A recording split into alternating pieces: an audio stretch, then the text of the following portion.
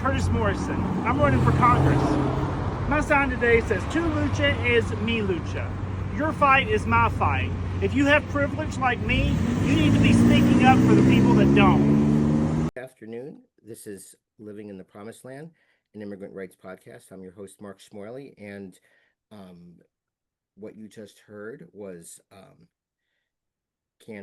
Democratic candidate, and fellow immigration attorney Curtis Morrison, in the candidate for the 48th district of California's congressional seat, a district which, as we know from the national news, is possibly going to be redistricted.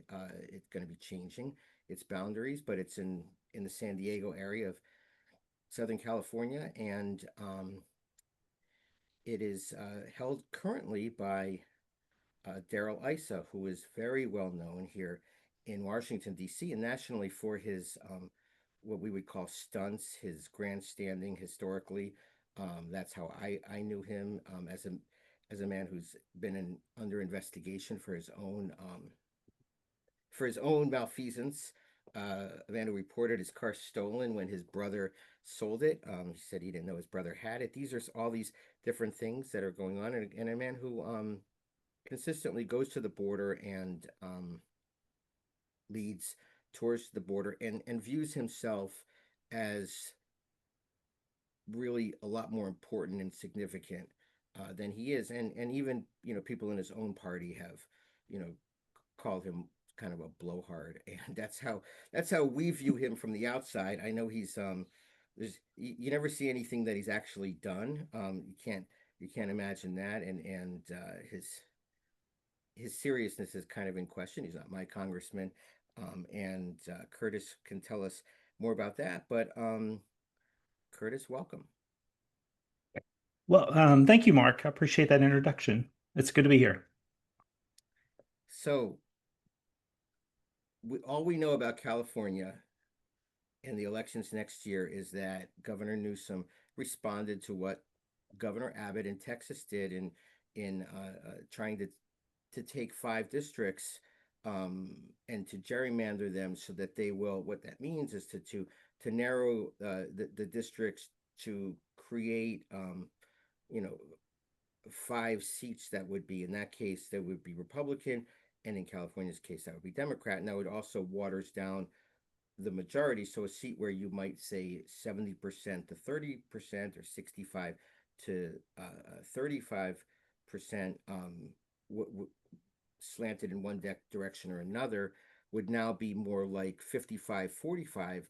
And so those districts, historically, there's a risk in that because you're increasing the chance that the person could lose that district. But it does. The purpose is to basically steal 5 new seats or take them. And generally, redistricting is done for folks out there on the decades. And I'll note that it initially, it's not a great thing initially, but this is where we are. So just tell people where we are with your district and how that's affected your run.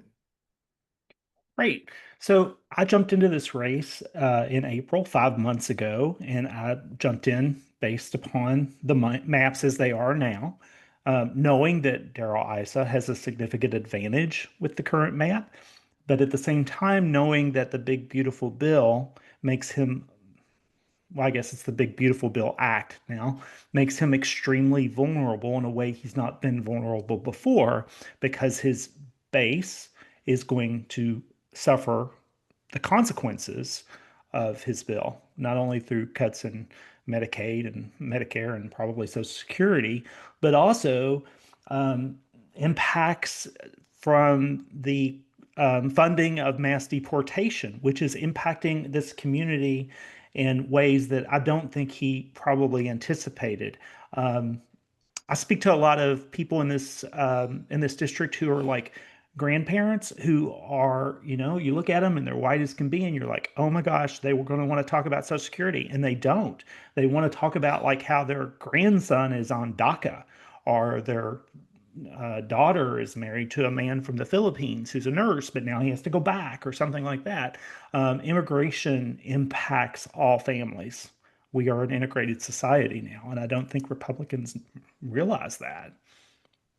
Yeah, yeah. No, it reminds me. A friend of mine, Robbie Jones, who's a great scholar, who wrote the book about before the 2016 election, around then, called "The End of White Christian America," and people would say, "Well, that's the that's the bad prediction." But I do think that, um, you know, often I think that there's no question this is a minoritarian government, and I think that we all know that the anomaly was that uh, Trump got votes in, especially with males, but he certainly got you know white women, and he certainly got men of color and a decent amount of immigrants, and my posture is that this is not um, him. I mean, he's a great marketer, but he's pretty low level. And we ran if we're a we, but the opposition was sort of replacement level candidates, and that was all through. And we've talked a bit on the show about uh, Zoran Mamdani, who put together an amazing campaign in a city that is not like Berkeley. It's New York City, where you had Mike Bloomberg as your sort of Republican slash independent and Democrat. And before that, you had Giuliani. So we're not, I mean, you had de Blasio a little bit in between.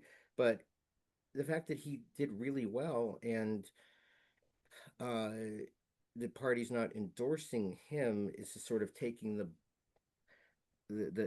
power out of my view, taking the power out from the people. And so you're running in what I would call a a machine that's pretty entrenched. So what makes you Yeah. different? Like, what makes you different? What makes you want to do this? Well, I would say, first of all, I'm not beholden to party politics. I've not been a politician for my life or anything. I come to the law later in life. I've only been an attorney, I think, since 2018. Actually, I know. I don't have to Oh, speculate about that. Um, and I don't have to be in Congress, right? I have a law firm. Got five hardworking attorneys and a team of paralegals, and we fight for immigrant families every day. We've got a good thing going. We want to keep this mission going, but at the same time, I want to make sure I'm doing everything I can to fight fascism.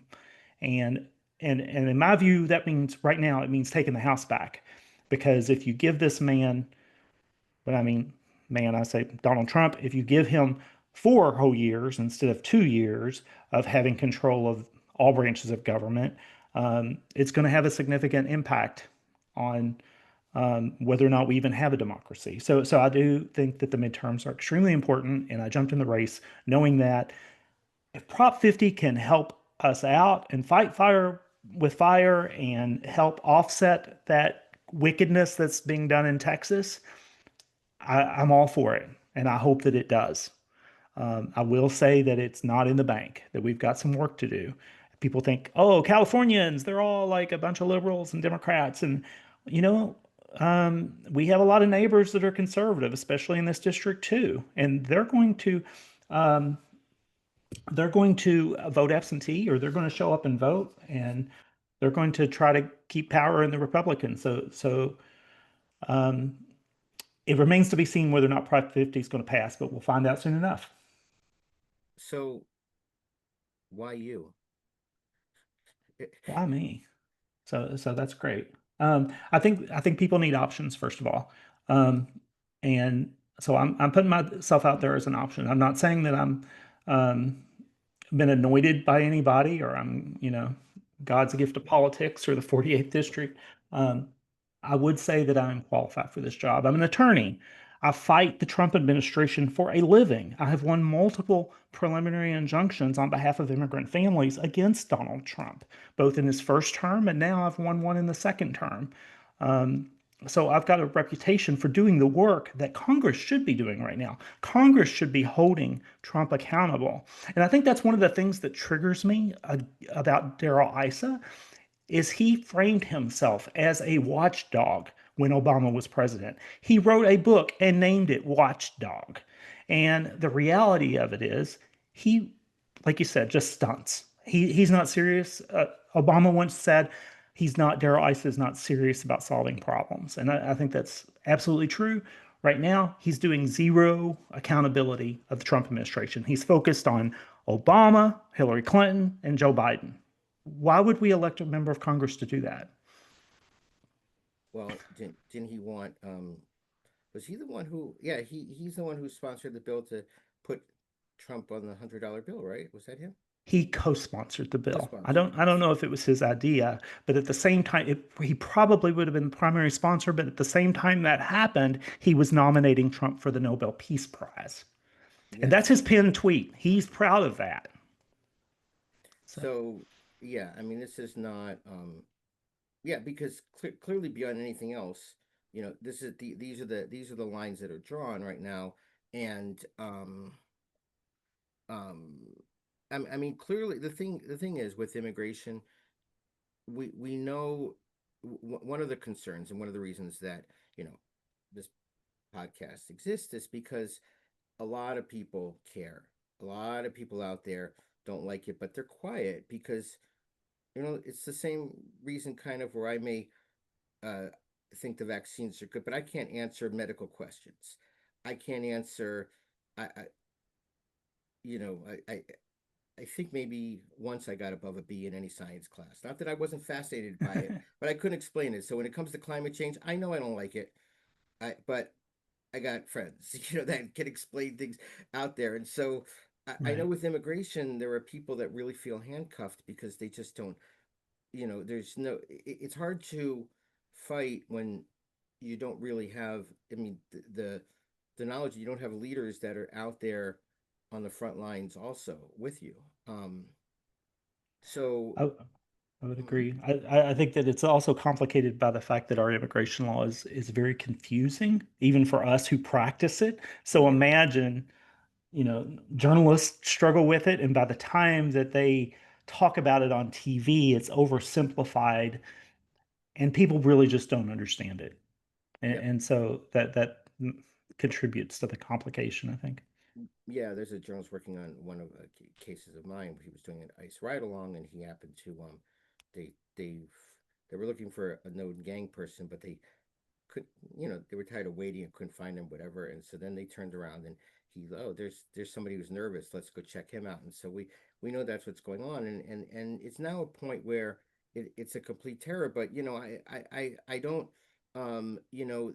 the thing I think it everybody, I mean, nobody, you know to me, I think that the way that we discuss things in the United States, because of it's such a hardcore capitalist system that every people are competing against each other, so everything is competition. They're taking my job, they're taking you're taking my issue to lose our election. You are like, we can't, and without um the big term intersectionality, but like you were saying, without without people just being together and doing just what is right, because what's happening now, people are realizing it's not right, and something is wrong. But you know the law in 98, 96 that was passed, and I talk about it's like it's one of the worst laws in US history, and it was almost passed unanimously, the immigration law.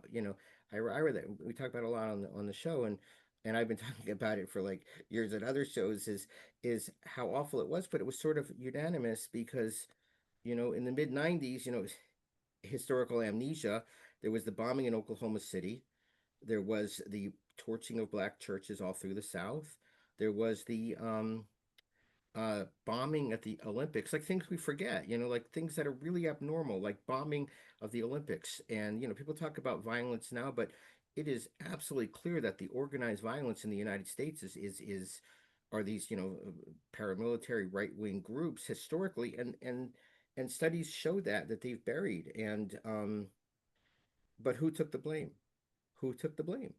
um, Right. the blame was taken by people who crossed the border. The first thing they did was say everything's coming across the border, so they blame people who cross the border, who are people who can't get visas and come here to work, and so they blamed them, and so they made it harsh. People are seeking asylum. The blame was easily done there, and people said, well, we can't have an open border; it's dangerous, and so this is so. How do we stop this paradigm from controlling after? It's a great question. So the first thing is I think we need to start with acknowledging that the rage that's there that conservatives hold that someone took my cookies is valid. Someone did take your cookies.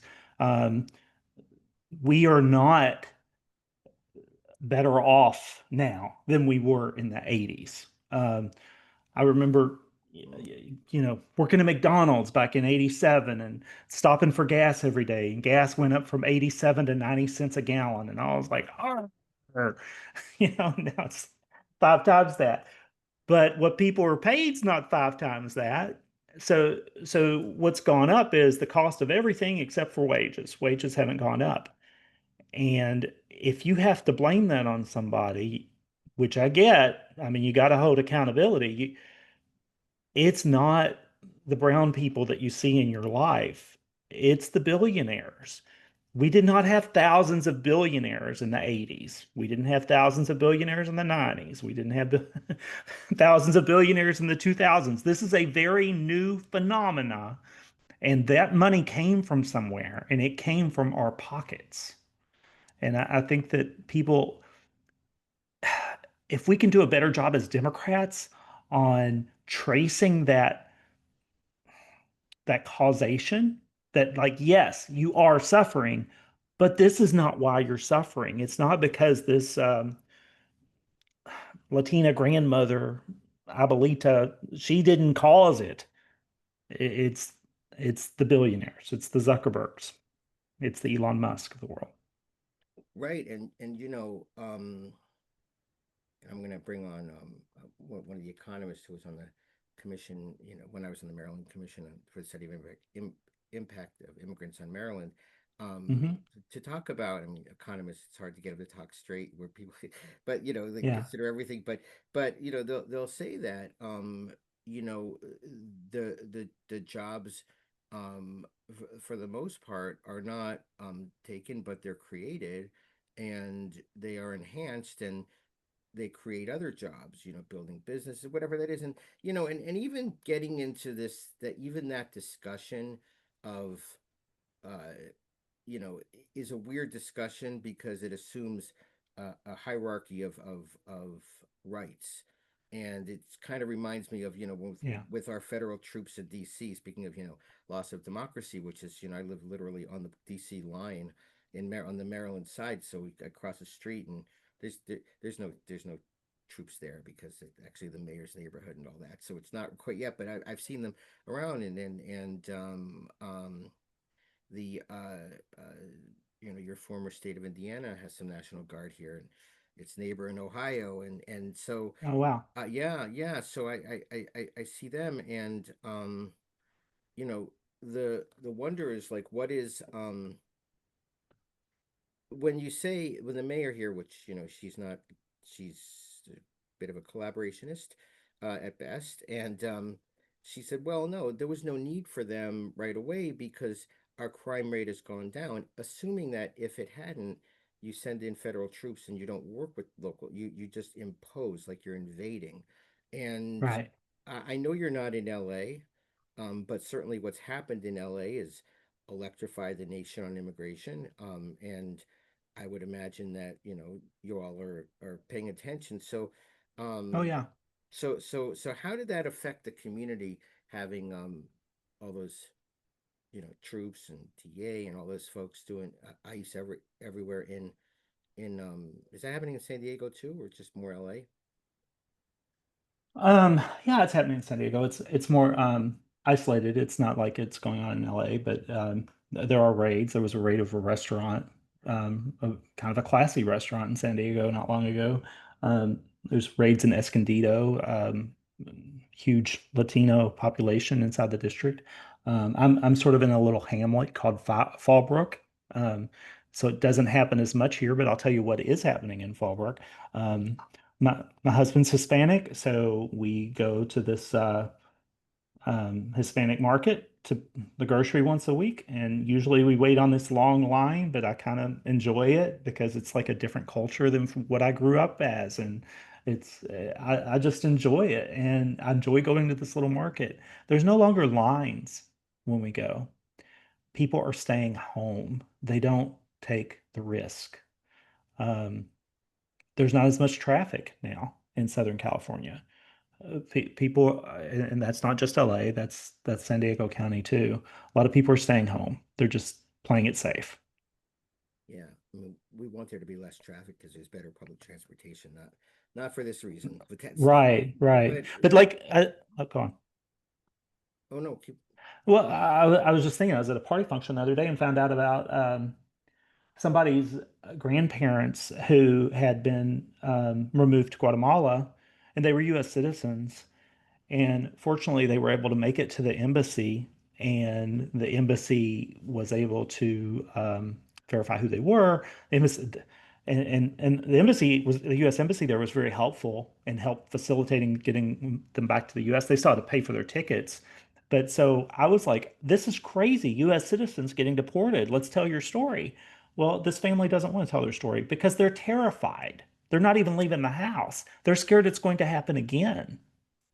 And so you have US citizens terrified to leave the house because of what's already happened to them. and this is happening.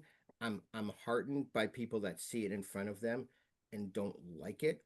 Um, Yeah. I'm heartened by the people that are in immigration court that are watching. It's pretty amazing to see 70-year-old women being thrown down by. I mean, it's horrible, but it's amazing to see people put it of well, who have privilege, and you say that in your video, which is great. You say, look, we got privilege. We have the privilege of U.S. citizenship. We have the privilege of skin color, and and you got the privilege of a kind of Southern accent. But you know, Not everybody sees that as a privilege, yeah, I but know, thank you. but it's no one's yeah, and so the uh and there's a level of privilege, and this is what was so infuriating about you know this structure has been built on a foundation with the assumption that we'll do something, but there's going to be a lot of cost to anything positive that's done.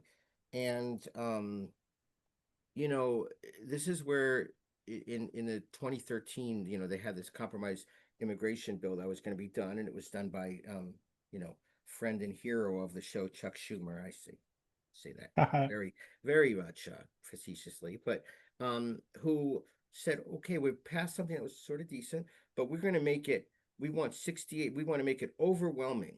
So we're going to get 68 votes, and we're going to do that by increasing the Border Patrol, I believe it was by 80,000, might have been more, Border Patrol agents. And freshman new Congressman Beto O'Rourke said, no, this is destroying communities on the border. This is militarizing. And we saw today, somebody sniped at an ICE facility. Violence begets violence, but Ted Cruz condemned it. Ted Cruz also, has been, putting himself in the front. Ted Cruz is also the person who made sure that everybody had a right to vote by, arguing before the Supreme Court when DC tried to ban guns. And so, the violence begets violence, and that is a level. Border Patrol around you is a level of violence. I mean, there was, during an ICE arrest today, there were people, witnessing it happen on a street corner, and the ICE agent, I mean, you could watch this video, and you could see that he had lost control of himself because, we know how they're hiring people now, and we know that they really are like hiring folks off the street, and many of them are unbalanced, and they're armed, and the violence begets violence, and it's you can say, oh, it's unacceptable. It's, you know it's not up to us to accept or not accept it. It's going to happen when people feel like they have their rights taken away. And that's not a left right anything thing, because we, it's funny how people say, well, you can't just do that. If you're arrested, then there's ways to complain and all that. It's like, well, I don't know. You guys have a nice tradition of hanging uh, IRS agents, or my grandparents in the 40s, 30s driving through the South with DC plates getting harassed. Like people, this is something well ingrained in the US, and it's not necessarily a bad thing either way, that people are, you know, trained.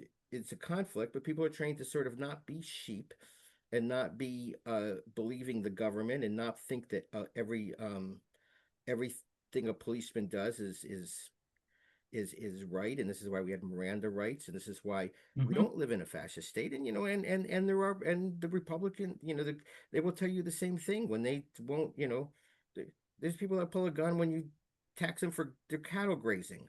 So this Right. is not this is not a this is something in a sense that is in the philosophy. And when you cannot continue to abuse people. You can't continue to do that and not expect anger. You cannot throw somebody's mom down onto the ground and beat them up in front of them and expect every single one of them to become zombies and not care. You will enrage people when you act like that. And when you act like that with impunity, it will enrage people. And that would be the same thing anyway. I would say the same thing if somebody was yelling, racial slurs, and they were arrested and then thrown to the ground and beaten up. No, I mean, or threatening somebody. The fact that law enforcement, that ICE is conducting these arrests like that they would actually stand outside of a courtroom and then throw somebody to the ground, take them in front of their family, is it's shocking to people. And it's a level of violence that uh, intimidates us, right? I mean, it can intimidate us Oh, as absolutely. immigration lawyers, right? I read a post on X a few weeks ago from former ALA President Charles Cuck, one of Mm-hmm. my colleagues, Mm-hmm. where he said, you know, after they round everybody up and they're done with all this mass deportation, they're going to have this militarization force. What do you think happens then? Yeah. I've thought about that post every day since then, at least, And for 20 minutes. for people who don't know, I mean, we have our sort of legends in our little world, and Chuck Cook was I mean, I don't know him well. I know him, but he's been around as long as, longer than me, and he's in Atlanta. And Chuck was a Romney Republican. He's like many, he's a Mormon, and he's nobody's lefty. But although, my kids love the fact that he represented 21 Savage. So that's how Oh yeah, yeah, it is. He was the immigration attorney for I 21 remember Savage. that. I was like, how did that happen? Yeah, but he's somebody who's sounding this alarm, and he's somebody who is a believer. That we are not you know we're a very diverse bar, and I think people are really surprised by the fact of just being shut down, uh and being as another guest I had on, Carlos Castaneda from San Antonio, who is a great litigator, and immigration, and he said, "Look, he's never felt more helpless," and that's true. And and when I talk to folks out there, it's like we need you, we need we need the population, we need people like in the streets in ISIS face. We need people to. We can't sit around and wait for politicians to see it, because, or and it's not going to take somebody standing on a highway overpass with a, you know don't be a king. It's going to take people, like you were saying. It's going to take people, in your communities, to organize and go out and accompany your neighbors to their ICE appointments, and call out ICE officers, and film and film and film, because people see film, and because it is unbelievable. But also to change the paradigm, because I'm afraid what happened with 2020 was you had people like, some folks in my family who, may have voted for Trump the first time, but then they were like, "Ah, he's just crazy with this pandemic," or he was acting. So then the default, and that's fine for the time. People could say what they wanted, but then you had somebody like, Bernie talking about what you're talking about, billionaires. Like, why is this happening? What's our structure? What is, because it all blends together, right? And so are you um if if you win and they're like, okay, you need to moderate your message and we don't want you to talk, what's, I know you have nothing to lose, but Right. So there's no leash around my neck.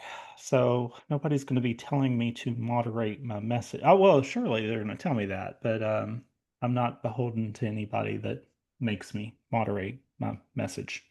So I'm not going to take any money from APAC, um, or any other kind of lobbyist that wants to dictate my positions in the future. It's not going to happen.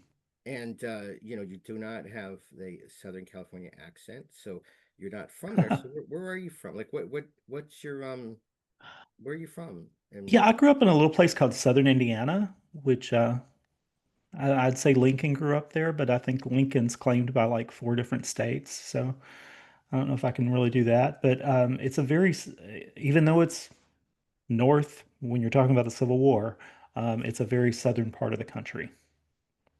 We drink a lot of iced tea in Southern Indiana. it's definitely a big, well, it's definitely a notch in the Bible Belt. Yeah. So That's I how came out they. here for law school, and Mm, when you're forced to spend 3 years in California, you kind of get it. You're like, oh my gosh, why would I live anywhere else? So um, after law school, I went to Oregon and worked on the federal climate case for a climate change lawsuit for a year. mm, And it was that 1 year away that made me realize that Southern California was home, because I was like, mm. well, where do I go back to? And it was California for sure. All right. Um, so you have this lawsuit now, and it's something we haven't, there's so many things happening. We've kind Hmm. of talked a lot about detention. We've talked about different, other issues. We talked about, we had on the attorney for Rumisa Ozturk. We had on the attorney for Dr. Uh, Badr Kansuri, both detained for their, both picked up and detained for their Palestine activism. And Great. you are worked on the travel ban, which we haven't talked about, travel ban 2.0. So first of all, tell us a little bit about the travel ban and tell us about your lawsuit. Right. So on June 4th, Trump issued a proclamation putting into effect a travel ban that is similar to a proclamation known as the Muslim ban during his first term. Um, Two key differences. One, many more countries are impacted. And two, there's no waiver. Okay. What does So, it do? so there's some exceptions, but there's no waiver. So what does it do? Like, What it does is it prevents, trick question. The proclamation, by its terms, derives authority from Section 212F of the INA, which gives the president the authority to prevent a class of aliens from entering the U.S. In its implementation, the State Department has decided that that means that they could stop the issuance of visas. So that's our recent lawsuit. We had sort of a mixed victory. We did not win on our non-delegation challenge, where we said that law, the proclamation is outside the scope of the authority that's constitutional. Um, we did not win on that cause of action, but we did win on this cause of action that I've won on before against Trump, that 212F does not give him the authority, the State Department, the authority to suspend the issuance of visas. So we've got a unique situation where Judge Suknanan in the District Court for the District of Columbia ordered the State Department to use good faith efforts to give final visa decisions to all of our diversity visa plaintiffs. And most of them, all but like three so far, have got those good faith decisions. We've got over 70 plaintiffs that have been issued visas, And some of them got exceptions to the travel ban. There aren't many exceptions. We got one that got exception because they acquired a second nationality. We got a few that got exceptions because they are members of ethnic or religious minority in Iran. So it This is was whole countries. This is whole countries, right? We're talking about people that can't come from whole countries. exactly, exactly, and that's if they were born in those. Well, if they're nationals of those countries, that's the big thing. If you're a national of those countries, it's not chargeability; it's nationality.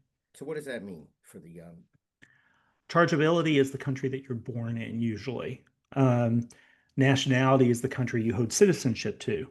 A lot of people that aren't in immigration law don't realize this, but a lot of people in this world do not have a nationality. They're stateless. They might have been born in a country, but they didn't get citizenship there. That's one of the reasons why I firmly believe in birthright citizenship, because I don't believe we should have a second class of citizens, second class of humans running around that don't have citizenship to any country.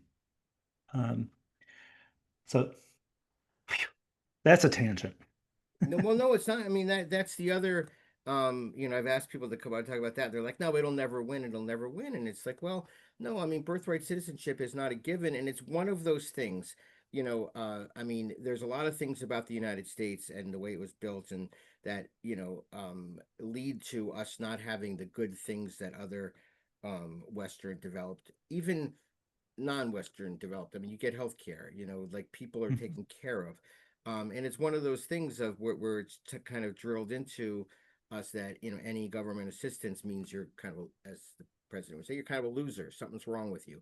And that's one of the things Right. that's drilled into us. But one of the things that we talked about, the individual rights fighting, that could be a really good thing. And the other really good thing in the United States is that, that I love about the United States is that, before, recently, most the biographies of a lot of leaders, you didn't say, well, I should be leader because my dad was. People be, you know, like there was even the myth, and the myth became somewhat of a reality in places of like, you don't have it, your name isn't it, there's no name, there's no and dynasties end. I mean, I don't think a Kennedy's been elected for a while, and the next generation of Bushes isn't, going too far. So I think, they may have wealth control and things like that, but there's not a there's not this hierarchy.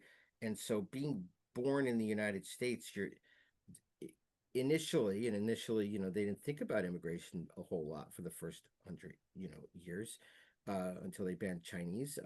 But there was a thinking of like, the being mixed is not awful, and there was, and there still is a bit of that. Whereas, I remember I used to teach ESL at the Organization of American States, which is like the United Nations for the hemisphere, and elites from those countries were my students, and I taught literature, and they it was around, dating myself, but it was right after college. It was around the election of 92, and people just did not understand on paper why a man, George Bush the first, whose father was a senator, who's, who comes from a very prestigious family, who's had these other positions in the government, and why he would why you would even consider this guy who was like governor from Arkansas, who has no pedigree, why you would consider that wouldn't happen in there, and Hmm. so I think that Yeah. that's one of those things where, you can tell people, look, you're not, and I was raised like that. My dad was a scrappy immigrant, I was raised that way. And so it's, we're not, we celebrate those things. I mean, Marco Rubio, Yeah. the master of the travel bans and all that, he says, look, my dad was a bartender, and John Boehner, and I think that both their dads were bartenders. Boehner's, I Oh, mean, really? Rubio's was more like catering anywhere down in Florida, but Boehner himself, like dad owned a bar and he swept it up afterwards, and you had this image, he was, so people like that, that's an image, and it's out there, and it's something to grab. And what we're being Yeah. robbed of is, we're being like, the we're being robbed of the ability to trust our neighbors, to be a community. And I wonder how you think that's going to be resolved. Like, how do we get into a community we're not just like siloed. Well, okay, I was thinking about this a lot after the Charlie Kirk shooting. Hmm. One of my neighbors who's conservative, who I wave at and they wave back, and we've never really sat down and talked. He decided after that, just a couple days after, he's like, "Hey, you want to come over for a beer?" And Hmm. we went over for beer. We ended up going over for beer 2 nights in a row. Um, and this conversation came up there, and I think it was very much common ground. I think we need to care about each other more. I think we need to get to know our neighbors, get to know each other more. Um, in society, we've kind of, everybody's working remote. Everybody's got a gate. They've got all these cameras on the front of their door looking to see if anybody's going to steal their Amazon package. And people are like hiding in their house. And I think we need to get away from that. And we need to go out in the real world. We need to talk to people we don't know, people that maybe don't share our values. Maybe they do. We just don't know because we're not giving them a chance. So I think that's a big part of it. We can't Well, hide from people that don't agree with us. well, and you come from a place where, not that, look, I have, uh, you know, I come from a place that's, more liberal, but there's very different views here, and there's certainly, and it's a matter of confidence, and the matter of saying we can turn this around as people and looking up to power. That's the issue around here is the struggle with who's in power. But you were raised in a place where, yeah, all these things exist, but also, how many one of there's these phenomena which is, uh, out there of these communities having immigrants coming into them. And I know one of the fascinating things to me is how much, the evangelical movement, not something I was raised with or part of by chance, but how much of the evangelical movement, how many folks that go to those churches are, immigrant in the South, or you see that because people have those, beliefs, and so they're part of those communities, and you see, um, you see a little bit of that happening as you see, pastors, uh, who have, you know immigrant families in there, and you know it's something that, happens organically, because organically Yeah, we're, we're we're not trained to have something where we think inherently we're better. The fears are there. This is my theory. I think the fears are there, but I think that, the connectivity is also there. I mean, I think that, there's, and this is what makes us as a society stronger, because we and within that, this is where we push back, and, you know you're running, but we push back and say, no, this isn't acceptable, um to not, somebody like, it's funny because one of the things I think is fair for the people that are, and they don't mean it this way, but they asked somebody if they were going to endorse Zoran Mandami, and it wasn't Schumer or, um, Jeffries, who just say nothing all the time, but it was somebody from another state, maybe somebody from the Midwest, and so they said, well, yeah, but there's somebody running in New Orleans and somebody running in Jackson, Mississippi, and, that's true.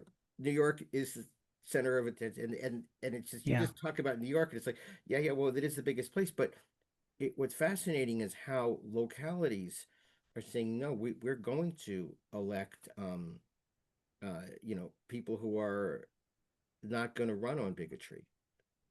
They're right, not going to run on these things, and, um, the assumption that this is only coming from, you know, there's all of these assumptions. It's like people talk about Wisconsin. I know some people from Wisconsin, and they say, "Well, Wisconsin is a is a razor thin state and all this." It's like, well, who's the only person that wins statewide in Wisconsin by 10 points every single time? Oh, it's Tammy Baldwin, who's gay. So how, hmm, if half of the state cannot tolerate this, then how does that happen? How does Same people voted for Trump that voted for AOC within the Bronx. People are complicated. And what people don't like Yeah. in the United States is when you pigeonhole them and say, you must do this or that, because they're going to turn around. So you get somebody like Bernie Sanders, and boom, he's going to West Virginia and he's telling them, you know, it's a matter of us, I think, you know, recognizing people's humanity and also at the same time not tolerating that people know that, like, you went and visited your neighbor, right? If your Right. neighbor was saying all kinds of bigoted things about you or about immigrants or what have you, okay, okay, you may not see them again, you walk away, but then it's a fail. But more likely than not, that's not what's going to happen when you get that connection, right? Right. And you can't judge somebody by the worst thing they've ever done either. I mean, that's just fundamentally a bad idea. So, like, has my neighbor had a Trump flag up at one time? Yes. It's not up right now, but it's been up before. But so was my mother. I'm still gonna go see Mine her at too. Christmas, right? Mine too. Both times. Your mom voted both times? Oh, yes. See, my mom Yes. in 2020, she couldn't because she just said, no, he's too crazy. And plus old Joe was, she she could vote for the conservative Democrat. But if it had been Bernie, maybe not. But yeah, no, I mean, I think there's a lot of people, and I see my kids are both in their young 20s or 19 to 22, and they're friends, it's like knowing what people are talking about, knowing what's out there in conversation, and we just, yeah, you're right, people pigeonhole, and they also pigeonhole in a way where they don't understand, you know, they don't understand things in the culture, and they don't understand that you can't. I mean, people voted for Trump. I think if Stephen Miller were to run by himself, he probably couldn't win anywhere, but or any of the people around him. But they didn't. They ran the Right. person who's a popular. All the analysis of how he got elected. But when push comes to shove, when we were younger, Reagan was won 49 states, and his policies were slightly less reprehensible than Trump and more effective in some ways. And you know the and so a lot of it has to do with appeal and a clear message, and not this muddled weird message. I mean, here you have the juxtaposition of Trump backing. I mean, we didn't even talk about. I mean, there's so many things to talk about. Tom Yeah. Homan, the border czar, took a bag from Kava, which is, it's funny they call it Kava. It's like, I think they mean Kava, which is the it's like a Chipotle for Middle Eastern food that's local to here. But Right. Right. so you have them out there too? Is it national? No, I Okay, don't know. it's a local chain. I saw it in South Carolina when I was there for an immigration interview. Actually, every time I've read that in a headline, I'm like, what's kava? And I've never looked it up. I'll go It, do it it's a now. yeah, it's a like a Chipotle for Middle Eastern. It's falafel and all that. So it's actually very good. So there's I have it like once a week, but it's yeah, but it's about, Yeah. you get your paper back, and he had 50, I think it was $50,000, where he promised contracts to people in September of last year, and there was an investigation, and they closed the investigation, but that evidence is there, and they're sticking by it, and not right or wrong, that's what they do. Whereas you have the cleanest, nicest guy running in New York, he wins against, he wins, which should be enough right there. But he wins against a guy who had to resign the governorship because he was, you know, abusing women and Right. lying and putting old people in COVID soaked nursing homes, and and all kinds of you know unpopular corruption, etc., and didn't even live in the city till he ran. And you have somebody who wins fair and square, honestly, by a decent margin, and the two heads of the party, both from New York City, both um, uh, haven't endorsed him. And see, that's not going to fly. You're not going to have Yeah. you're not going to bring your community together. You're dividing them, and you're creating distrust and dishonesty. And you can't tell people, hey, most people are not. Um, you have to have people believe that the system matters, and too often it doesn't. And in the area of Yeah. immigration, it really has let people down because you have to start with this paradigm that we know isn't true about people, you know. And so Right. when you say criminal aliens, well, we know that the level when you tell people what really could get somebody deported, like 30 grams of weed, I mean, or more gets you deported, and any amount gets you not allowed to come into the U.S. When you tell people the Oh, stories, they're like, "Oh my yeah. God, you know, that's weed is always the one because you know everybody's The no one's one I'm worried about now is motor voter in California that they process people so quickly that new immigrants, like my past clients that came here on diversity visa, they go in there and they're just talking so fast and they're like, check here, here, here, and here, and they accidentally register to vote. yep And now registered to Trump's vote. basically put in place a policy that's going to put them on fast track for removal when they go to naturalize. So when people don't, so people don't know, like one of the there aren't a whole lot of what we call the death penalty in immigration, which what you many things are forgivable, you know, some obviously things aren't, but hey, the one that's Yeah, absolutely, you know, one of the worst things you can do is falsely claim to be a US citizen. And people do it right. sometimes to get eligibility for jobs, and then people do it because they registered to vote in one way or another. And I actually had four cases. Two of them were dismissed. One of them was too much, and they were from four different parts of the world. It was like Pakistan, Germany, China, and oh, I forgot the fourth one. And they two Nigeria. So two of them were Democrats, and two of them were Republicans. And it's really it often happens accidentally. And one Oh of the yeah, this guy Republicans was wasn't a Republican or a Democrat. The last one I talked to, he didn't even realize the box was checked until he got something in the mail that said, "Oh, the election's coming up," and he's like, "Why yeah. did I get that?" So yeah, so in the and they have those in the motor vehicle administration here, where people feel, you know, they want to increase the voting, so you can fill it out, but people see something, and English isn't great, and it's like, oh, they think they need to fill it out, so they fill it out and hand it over, and they sign, and it says, and you've just signed that you are eligible to vote, which means you sign that you're a U.S. citizen, and um, it is a, you know, it can get you not only to not be naturalized, but it can also get you removed. And Right, so it's bad. And so people do that, and that's something, you know, and this is the thing that people, you know, we can, there's a lot to learn, and nobody's gonna learn everything. Like we kind of give, which is why we had to talk about the travel ban. We do it in bits and pieces. But what people do, what we can trust people to do is for people to know what's right and go from there. The right. same as uh, you know, I didn't have a whole lot of experience in the with transgender stuff when it came. And I remember my first client, I gave him the bathroom key to the men's room, and they were transgendering to female, and I was okay. I learned hard, like you were saying, you can't, Yeah, or misgendering or what have you. But it's a matter of like people, we don't expect, and this is something that I don't even, people say the left because they want to say that, but that's not true. You see somebody like Bernie Sanders, no way. I mean, Bernie Sanders just, there's this beautiful video of him in the mid 90s when he's in the back of the Congress, and somebody's down there talking about, I don't, talking about when they were, when in the 90s when they were debating don't ask, don't tell. And that was really hard, but by saying, you can't have any gay people in the military.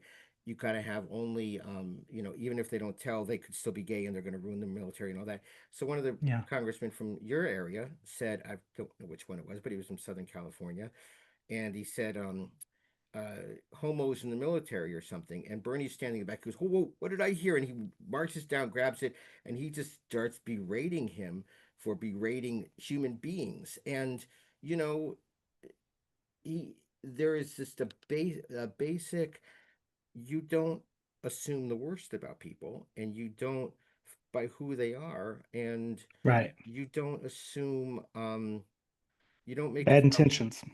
Yeah, and you don't make it, it's like when Mike Huckabee said Mormons weren't real religion or something along those lines, when he was talking about Romney. I mean, this is the thing, is they talk, Right, it is not the left, but liberals, I think, within the party will often see, well, they could be dangerous, and it becomes like, here's Zoran Mandami, who's going to win despite this, but he could have lost, and he could have lost. For what reason? And a lot of people had hope with that. And and I think that's what happened with Bernie. And he started talking, don't talk about the millionaires, and all that because they fund us. So this is the thing is the the couple things that make things look the same to people. So um, I'm glad you were talking about that, along with tying it in with immigration and tying it in with what's really your issue, because um, it's it's a lot to blame. So how often are you campaigning, and how often are you are you sleeping? So great question.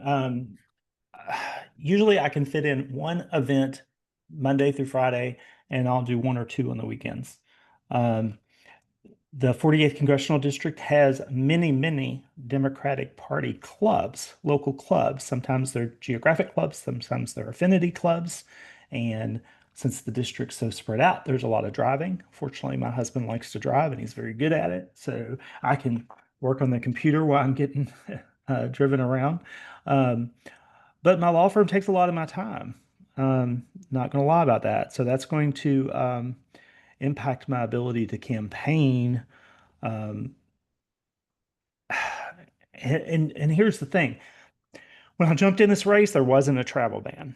And when there was a travel ban on June 4th, I did not realize that I would be the only person to step up to challenge it.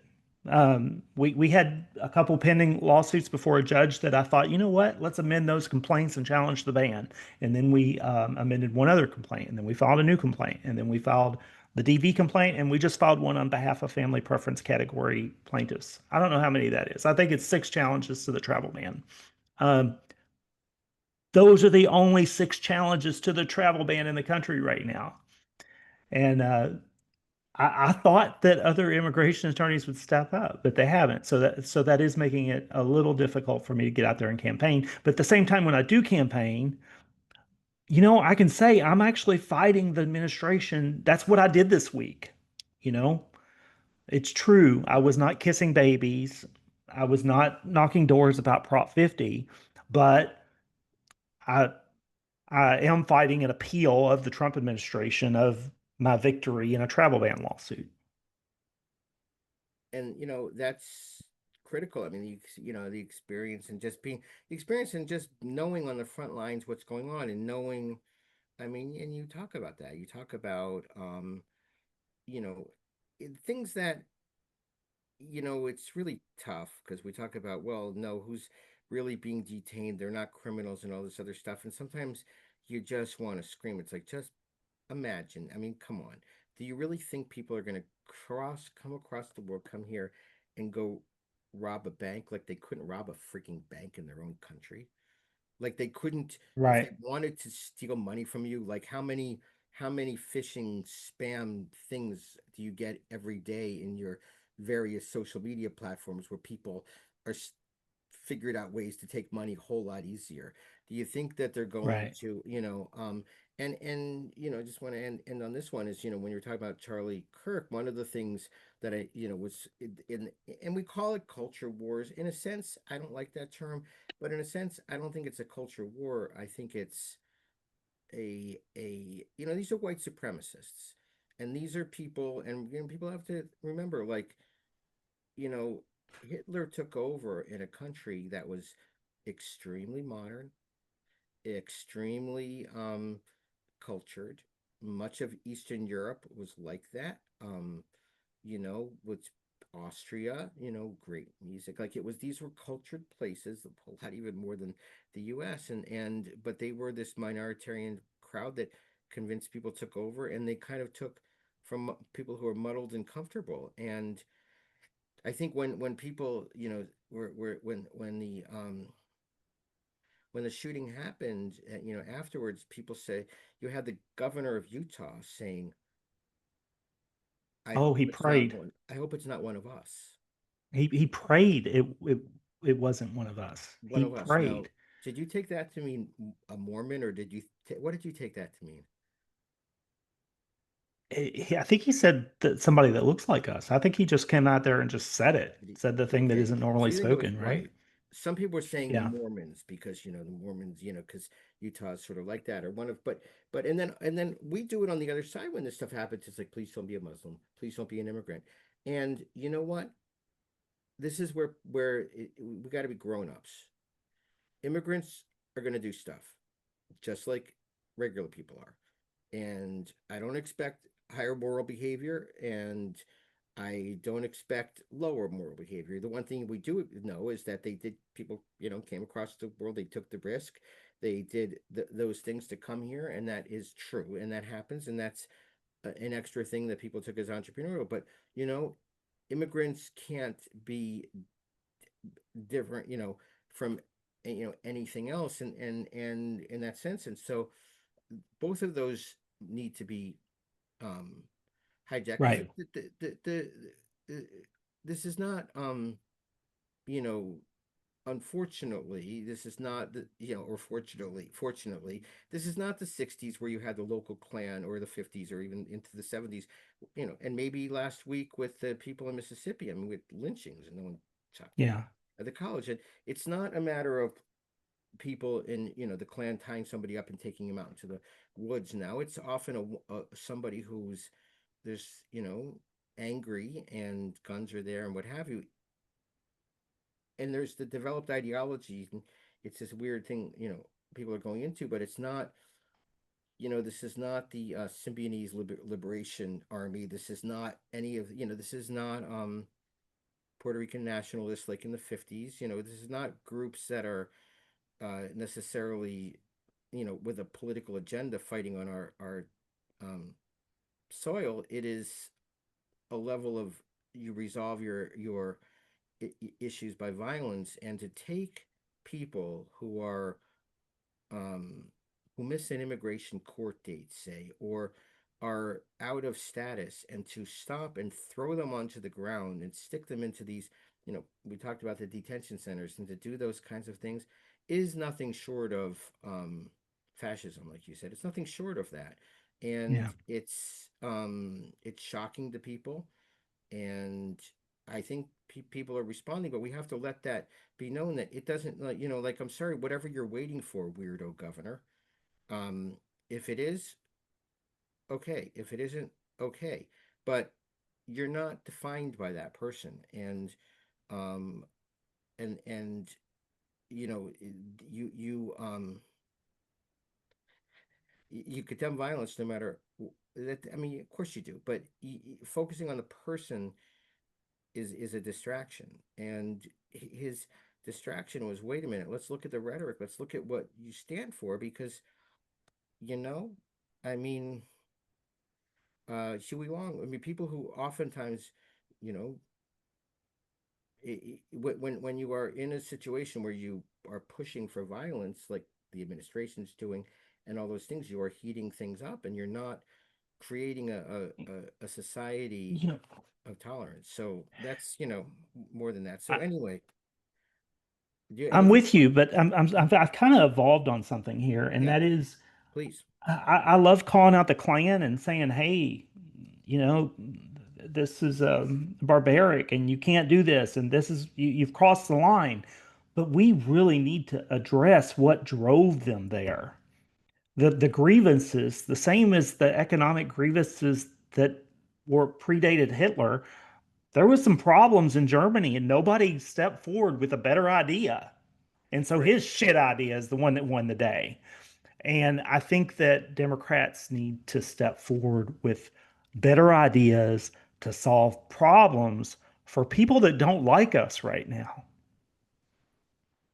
Yeah, well, no. Well, this is what, and that reminds me of what I really heard on this quote that hit me this morning from the show The Dollop, where Yeah. Gareth Reynolds and Dave Anthony, they're the host of it, and they're very political, very great, and but also really funny. And they were talking about, like, before, like, where did people get their community and their politics? They got it in union halls. I remember, my brother-in-law was talking about, I got this idea from the union hall. Like, the guys were talking, and but it's a union, so you're talking after you are fighting for wages. So you're already fighting for equality there, and so then you have other things that come up, and those have evaporated as the Democrats decided to take the the NAFTA, and then the post Yeah. 80s world, and then the Chuck Schumer, hey, we don't, for every one of these like working class people, we can, in Pennsylvania, we're going to bring in two suburbanites. Well, I grew up in a suburb. What's the life of a suburbanite? You, by definition, protect your land and your gate and your property and all those other things. And you think of, I mean, that's unfortunately, I mean, California, I've heard, it's a little bit suburban down there in Southern California. Yeah. It's kind of like the birthplace, right? And Yeah. I so, think we invented it. yeah, and so, So, these are the way we live is part of it. And so people who are in, I mean, West Virginia used to be a surefire Democratic state. I used to, because we would canvass, because Maryland's, always been close, and then Virginia used to always be Republican. So we would go and canvass in West Virginia until after '04. And why? Because people felt abandoned. They felt abandoned. And I saw that in Ohio when I was in Springfield. Those people were abandoned. Like, as soon as that happened, the Democratic leadership should have been there saying, yeah, no, yeah, no, you don't do this to this community. But what they did was they left the city council. I learned so much when I went there. Um, they left the city council to defend the Haitian community from JD Vance and Trump. And the city council were under death threats.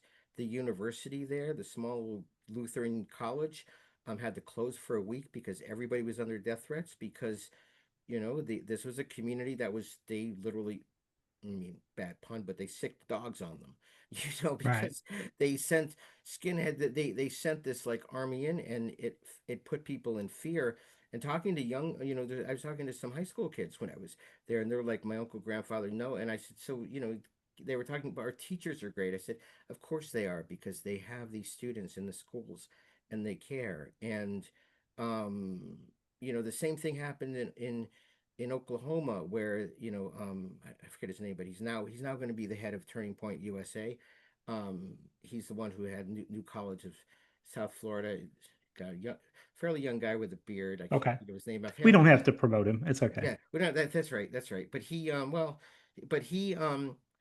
pushed to have schools take immigration, and the governor, immigration status of the parents of the kids, and the governor, hardcore Republican, said, "Oh no," because the school superintendents were like, "Oh no," and that's sort of independent, this weird way that people think out, in the West, and a weird level of independence, but they rejected that. And so I think that this is the kind of stuff like, no, this is our community. This is not your community. And I noticed that one of the things that they want to do is to go into schools. This was he was talking about his plan, and that's where it starts. Is these kids in schools, um, you know, to terrorize these schools, and because they know that those communities support immigrants.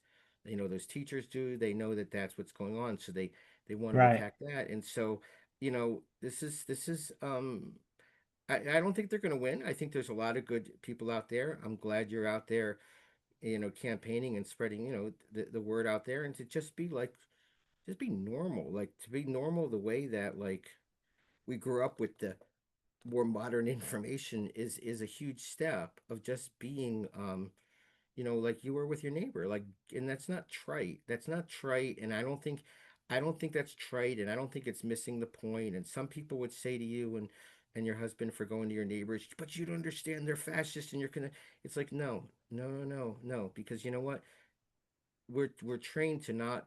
A friend of mine, their son from Ohio, said to me, he's now a lawyer, but he said, they all come from Appalachian part of Ohio, and they said, you know, people stopped like wanting good things, and people like good things. People Yeah. like nice highways going, or trains, or whatever it is. People Right. like healthcare. People like being paid what they're worth. Nobody wants to get, but when it becomes socially unacceptable to ask for those things, or you're ostracized or punished, then people back off. But when it's the norm, Yeah. so this is it. This is it. I think you're, I'm glad you're run. I hope you got other lawyers there. Get them to Yeah. step up. And if you win, just get out more, because Yeah. we need it. We Well, need if I come in second in this primary, it'll be right after the ALA convention in San Diego, Oh in yeah. early June, and so I'm going to have a party at my house. Hope you come. Perfect. Oh yeah. Oh geez, now I've never been, I'll have the especially. party anyway, but it'll be a fundraiser if I come in second, right? Well, I'm a huge baseball fan, and that's a stadium I haven't been to. So Oh, okay. I've seen Got them 2 reasons to go. twice this year. Once in Pittsburgh. You got a good team. Good luck to them. Are you a baseball fan? I was when I was a kid, but I haven't had time. Who'd you root Sorry. for as a kid in Indiana? What was your team? Reds? The Oakland A's. That's a story. That's not around you. I don't know. I just knew about baseball from the little Slurpee hats you got at the convenience store. Do you Okay. remember those? Okay. I Yes, I collected do. them all. I like the Yankees one, the blue one. I don't know. They still It's a do. They long still time have ago. those hats. They put ice cream in them. Yeah, I grew up in Boston. My dad was from the Bronx, so I was, and then dated, and now I'm sadly a Nationals fan. But I like the Padres are an interesting team, and they've never been to the World Series, so maybe that'll be that this year. And Boo. Don't say that. but oh, why you don't like the Maybe we're Padres? going right now. I don't know. I've just been told to be a politically viable candidate where I'm at. I have to be like 100% Padres fan all the Well, time. that's what I was saying. I Uh, was hoping. Okay. I was hoping though for the Yes, Padres. that's what we're What about hoping Dodgers? for. Oh no, you cannot have a Dodgers hat. I'm saying boo for talking about the history of us not winning a what's a, Oh, oh, well, we're no, but not then we don't talk about Bruno. Okay. gotcha, gotcha, So gotcha. I guess we're out of time now. Yeah, we're out. Yeah, we are Oh, good. okay. This is good. Okay. This is helpful.